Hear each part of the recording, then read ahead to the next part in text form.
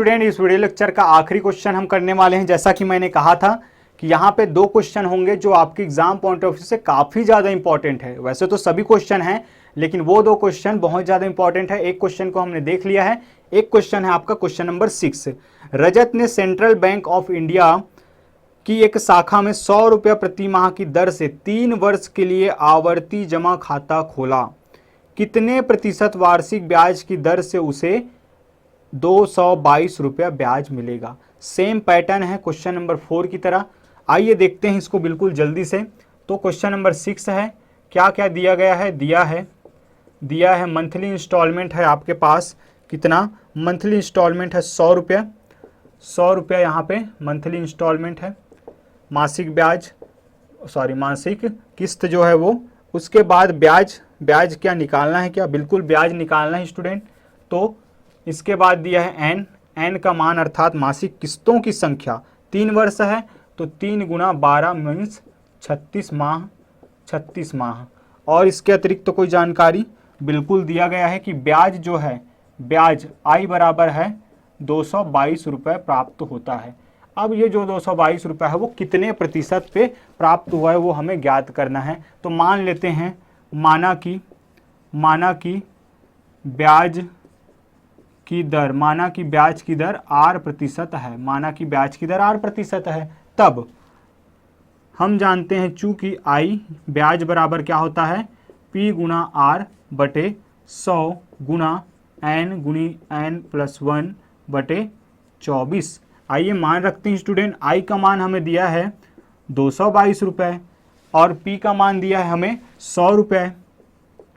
R तो हमें ज्ञात करना है, बटे 100 गुणित n का मान दिया है क्या? बिल्कुल दिया है 36 और 36 धन 1 बटे 24। बिल्कुल आसान सा कैलकुलेशन है, आपसे तो बन भी गया होगा मुझे लगता है। चलिए, तो 100 से 100 कैंसल और फिर इधर 222। R का मान हमें ज्ञात करना है। ये वाला सॉल्व अभी किए थे तो ये कितना बार में? 12 से 2 बार में जाएगा और ये 3 बार में जाएगा। इस तरीके से यहाँ मिल जाएगा 3 डिवाइडेड बाई 2 और साथ में चल रहा है 37। अगर मैं इसको हल करता हूँ स्टूडेंट तो आपको मिलेगा, ये हमें मिल जाएगा क्या? 222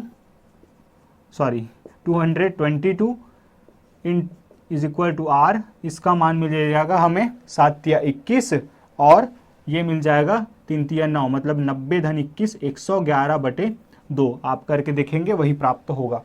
यहाँ पे ये मल्टीप्लाई में है, इधर आएगा तो डिवाइड में हो जाएगा। और डिवाइड में होगा, या यूं कहें कि अगर मैं 111 बटे 2 को इधर लाऊंगा तो क्या हो जाएगा? वो 2 बटे 111 हो जाएगा स्टूडेंट। आप जानते हैं इसका नियम पक्षांतर का कि चीज़ें पलट जाती है, अंश हर में और हर अंश में। इसलिए क्या हो जाएगा? ये 222 गुणित 2 बटे 111 बराबर R।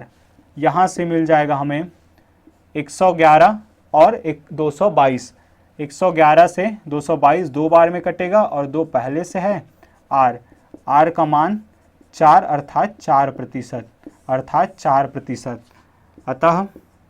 अर्थात ब्याज की दर 4% है। ये रहा आपका आंसर स्टूडेंट। आई होप आप लोगों को ये वीडियो लेक्चर काफ़ी हेल्पफुल रहा होगा। और इस तरीके से हमने क्वेश्चन नंबर 1 से 6 तक के जो भी आवर्ती जमा खाता पर आधारित क्वेश्चन है उसको हमने कर लिया है। तो यहाँ से फिर आगे की ओर जब जाएंगे स्टूडेंट तो हमें मिलने वाला है सावधि जमा खाता, जो कि आपके बोर्ड एग्जाम के पॉइंट ऑफ व्यू से काफ़ी इंपॉर्टेंट है। सो वीडियो नंबर 4 पे हम देखने वाले हैं आवर्ती जमा खाते पर बेस क्वेश्चन एक्सरसाइज 1 का। उसके बाद हम बढ़ेंगे टैक्सेशन की तरफ।